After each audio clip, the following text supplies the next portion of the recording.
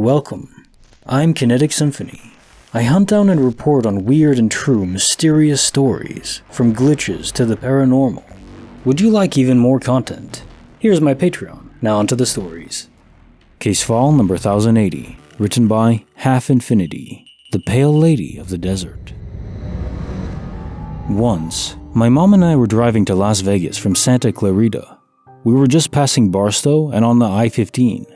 It was right about high noon and very hot. Not a cloud in the sky. She had a fancy Lexus at the time, with a touchscreen console on the dash that could play DVDs while driving. I remember we were on a long stretch of road, with a lot of space between cars on the highway.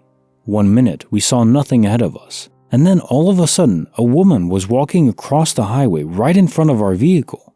My mom swerved behind her and barely missed her. She pulled off to the shoulder, and we looked behind us, and we saw her go all the way across the highway, including westbound traffic.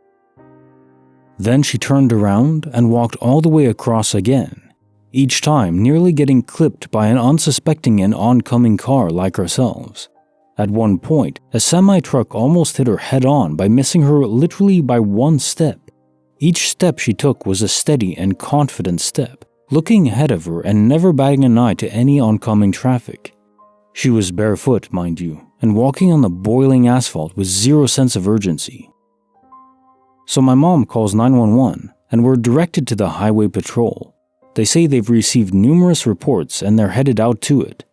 My mom decided after hanging up to slowly reverse down the shoulder to get a better look and see if she's okay. Yes, I know, stupid in more than one way.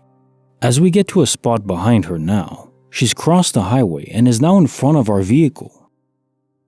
This part I will never forget. The woman slowly turns her head and looks at us and is now slowly but steadily walking towards our car. She was white as day in every way. White nightgown, pale, dry, wrinkled skin, white hair, and the palest bluish-gray eyes I've ever seen, and barefoot again. Almost looked like a Walking Dead version of Rose Dawson from Titanic. I was in the passenger seat, which was on the shoulder, when my mom made eye contact. She froze. Absolutely shut down. I remember the woman walking so close to my door, I could barely see her eyes make contact with mine. It looked as if she was blind and lifeless, but could not just see me, but see into and through me like into my soul. I went cold immediately. She reached for my door handle, and I remember screaming at my mom to punch the gas, and without hesitation, she came quickly and we peeled out of there. In the back window, I saw her watch us speed off, and then continued across the road again. A mile down the highway, we called highway patrol again to see what happened, and they didn't have a clue what we were talking about, and said they got no reports of a woman crossing the highway. My mom to this day still doesn't remember the time between when we reversed to when we dipped out. I have no idea what happened that day, except for what I witnessed and experienced. Case notes for file 1080, the Pale Lady of the Desert. The interesting detail here that intrigues me is how you contacted the highway patrol the first time, and they admitted that there were tons of reports pouring in about this pale lady, and the second time you called them, there were none? Did the operators get orders not to discuss it? A conspiracy of sorts? Or was it just a different timeline? Or a different universe? The world isn't ready to learn about it on the mainstream level. So, that this was a possession perhaps, or was it a woman out of phase from a different universe? Either way, I could see that there would be orders from higher up saying, kill this story, don't talk about it to anyone who calls in, no news, nothing like that. I mean, it wouldn't be that hard to do, so I could see that because the information clearly was there the first time, just no one was told not to speak of it. Case file number 1081. Written by lordonionrings. Lunch and credit on repeat. This happened with a group of about 15 family and friends when we went out to get lunch. My one friend and I decided to cover lunch for the people our age, since one of the guys just lost his dad. The waiter brings back our cards after splitting the bill. Everyone at the table saw me put the card away in my wallet before signing the receipts. After taking care of the tip and everything else, I couldn't find my card. At this point, everyone is confused because they saw the waiter hand me back my card and I put it back in my wallet. We searched the whole section we were sitting in and looked between every crack, but still could not find it. I finally gave up and decided to cancel the card. But right before I did, the waiter brought back my card and handed it to me the exact same way he did before. At this point, everyone at the table was freaking out and confused because we can't explain what just happened. It's almost like we stepped back in time and replayed the events that had just happened. I'd say that I stepped into the future, but that's unlikely since one of my friends casually said that it was a glitch. We were all freaked out about it, and we still can't figure out what happened, but we just kinda accepted it. Case notes for file 1081, lunch and credit. So this would be a localized time pocket, rewinding within that localized confine. Like the dog on the bed with kibble, one story I read with that, where the dog jumps on the bed, there was kibble there, it falls off, and then the person sees it rewind back. Time resets back just a few seconds, maybe a minute or two. I think this may occur more often than we realize, but given that it's just a few seconds, maybe a minute at most, you'd never know. I mean, no one's keeping track of time that specifically unless they're literally keeping track of time for some reason, like a stopwatch or something. But even then, a few seconds, you wouldn't really realize that. You know, if you're keeping track of 5 minutes on a timer, maybe for an exercise set, and then time rewinds back 20 seconds, would you even realize that? I mean, maybe you'd think, oh, well, seems like it's taking a bit longer, but that's all you'd think.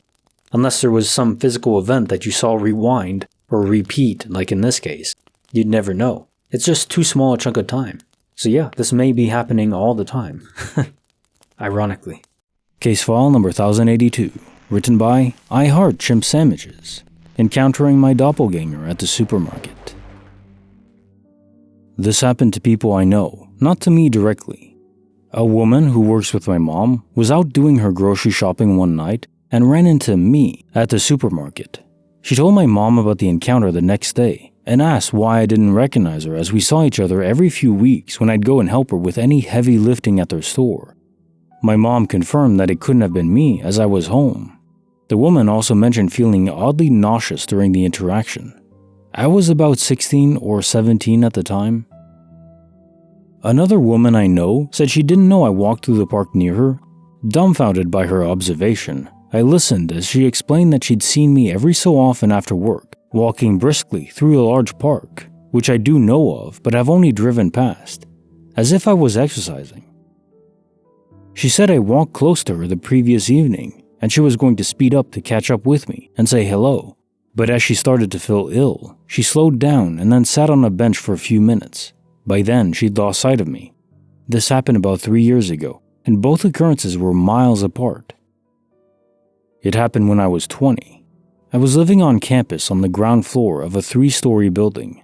There were only 36 people in the building, so I knew everyone by sight at least when this happened. A new guy moved into the 3rd floor. We'd exchanged pleasantries and I knew his name and what floor he lived on, but not much else.